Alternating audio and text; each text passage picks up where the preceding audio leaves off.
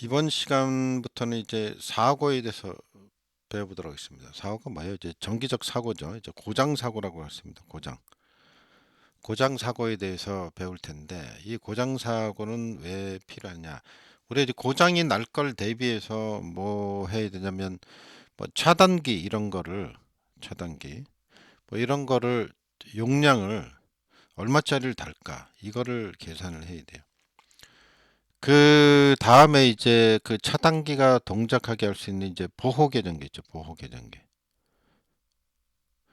요거를 정정하기 위해서 정정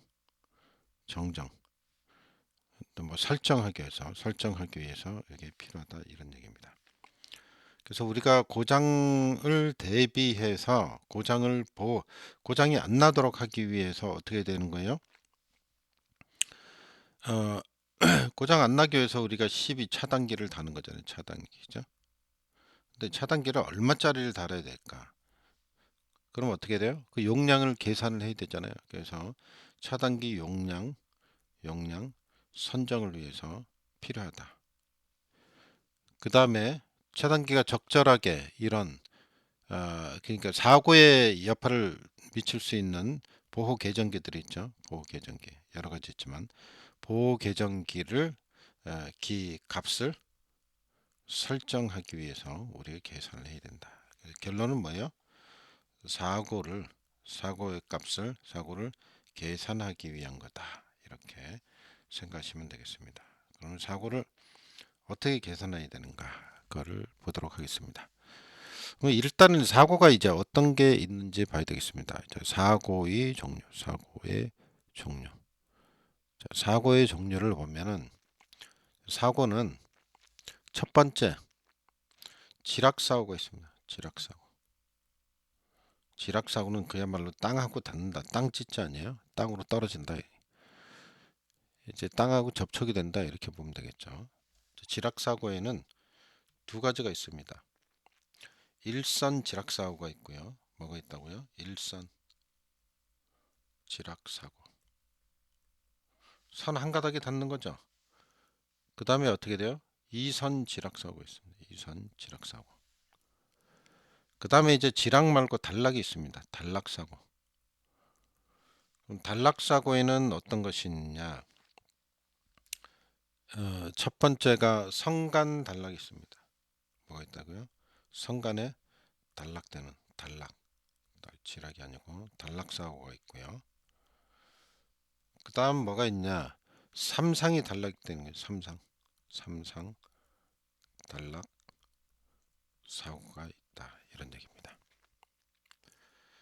그래서 이렇게 이제 사고의 종류가 있는데 대부분의 사고는 일선 지락사고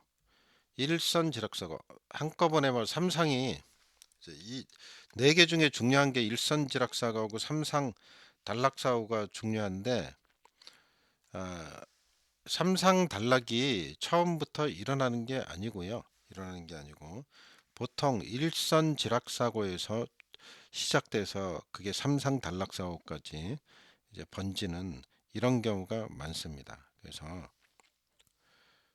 요 두 가지가 중요하다는 거, 두 가지가 중요해요.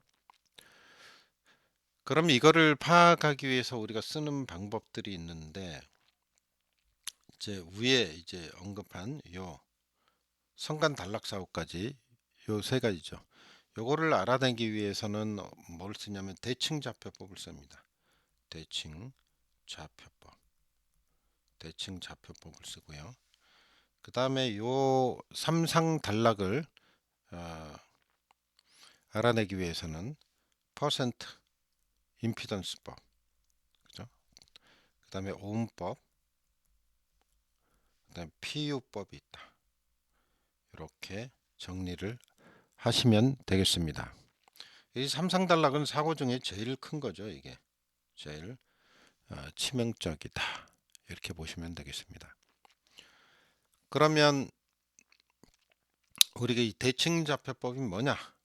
우리 이미 필기에서 다 했기 때문에 정리를 한번 해보면 대칭 좌표법은 그 영상 영상분, 정상분, 역상분을 이용을 하는 거죠.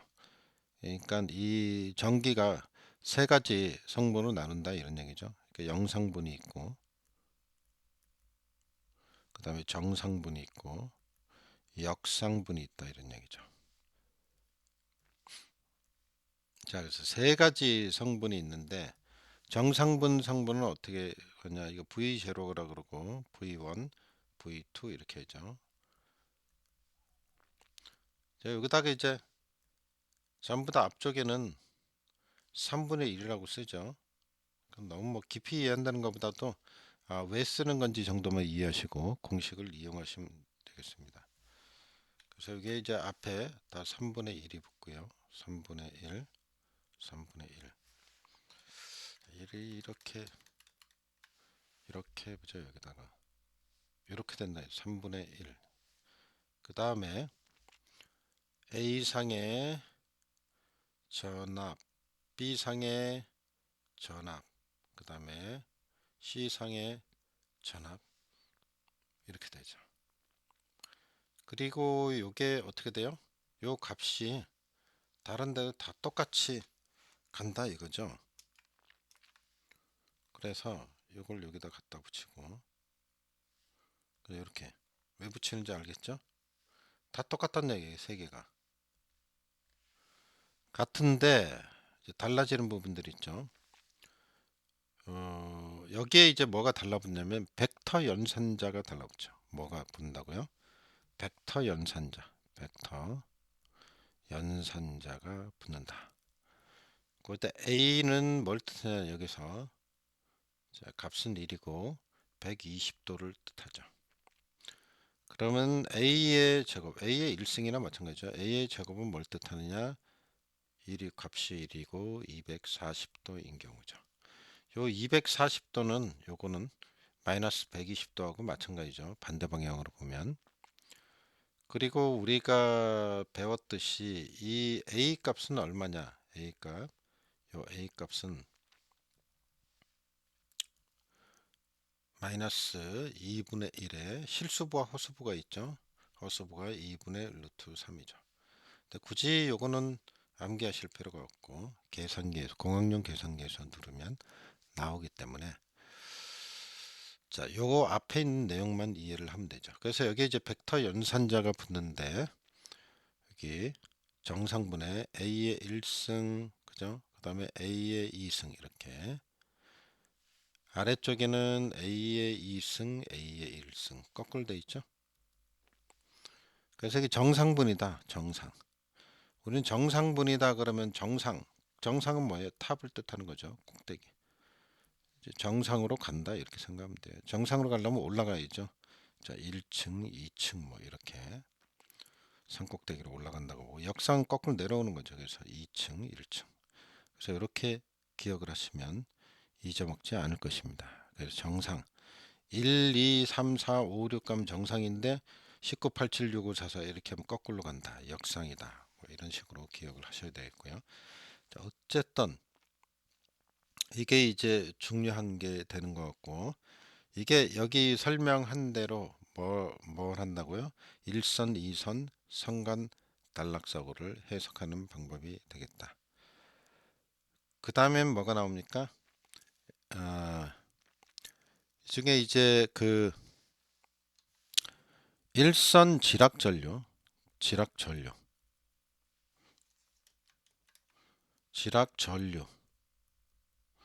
구하는 거를 문제에서 물어보셨기 때문에 알아야 되는데 요 일선 지락전류 IG는 어떻게 구하냐면 자 일단은 전류니까 어떻게 돼요? 자 여기 영상분의 3배하고 같다는 사실 그리고 이거는 또 뭐하고 같냐면 자, 영상 임피던스 정상 임피던스 역상 임피던스 분의 3배의 2와 같습니다. 이제 앞에 있는 식하고 비교를 해보면 요게 어느 거죠? 요거죠. 그러니까 요게 뭐라는 얘기예요? 영상분이다. 이렇게 보면 되겠죠. 그리고 여기서 이제 일선 지락 전류이기 때문에 이 대지 전압이 옵니다. 그래서 보통 성간 전압을 주죠. 성간 전압을 주기 때문에 이 값이 나오면 이 값은 그죠? 성간 전압의 루트 3으로 나눈 값이다. 이것만 좀 조심하시면 되겠습니다. 그래서 사고를 계산할 때 이런 식들이 필요하다라는 것을 인지를 하시고 머릿속에 좀 정리를 하시면 되겠습니다. 좀 쉬었다가 다음 시간에 더 나가도록 하겠습니다.